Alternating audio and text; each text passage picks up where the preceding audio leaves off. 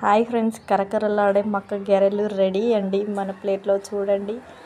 మనం ఒలుచుకున్న మక్కలని ఒక పక్కన పెట్టుకున్నాం కదా, అవి తీసుకొని ఒకసారి చెరిగాక వాటిని మిక్సీ బౌల్లోకి తీసుకోవాలండి. మిక్సీ బౌల్లో వేసేసి మనం మెత్తగా గ్రైండ్ చేసుకోవాలి. వాటిని మనం మెత్తగా రుబ్బుకున్నాక పిండి పక్కన పెట్టుకోవాలి.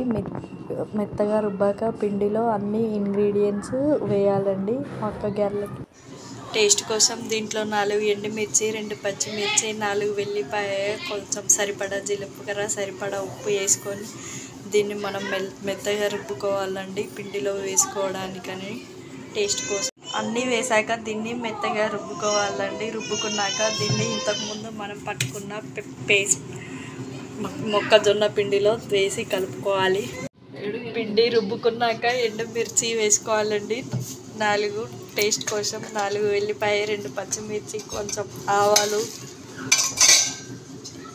ఇంతకుముందు మనం పట్టుకున్నాం కదా పేస్ట్ ఇందులో వేసి కొంచెం కరివేపాకు నీట్గా నీళ్ళలో కడిగేసి దీంట్లో వేసుకొని ఇదంతా మెత్తగా కలుపుకోవాలండి. మొత్తం మిక్స్ చేసుకోవాలి. ఇలా దీంట్లో అన్నీ వేసి ఇలా మిక్స్ చేసుకున్నామండి. పిండిని అన్నీ రుబ్బేసుకున్నాక నెక్స్ట్ స్టవ్ ఆన్ చేసి దీనికి కడాయి పెట్టేసుకొని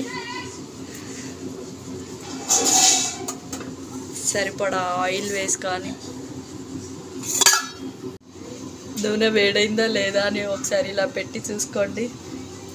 చూసుకున్నాక మనం మొక్కజొన్న పిండిని ఇలా ఒక్కొక్కటి చేయితో ఇలా అనుకుంటూ ఇలా నూనెలో వేసుకోవాలండి. నూనెలో చేయితో ఇలా వేసాక ఒకసారి గరిటెతో అటు ఇటు ఇలా కాలాక వెనకాలకి ముందుకి అనుకోండి. ఇలా నూనెలో డీప్ ఫ్రై అయ్యాక కాల్చుకున్నాక మనం సర్వింగ్ బౌల్లోకి తీసేసుకోవాలండి. అయిపోయింది.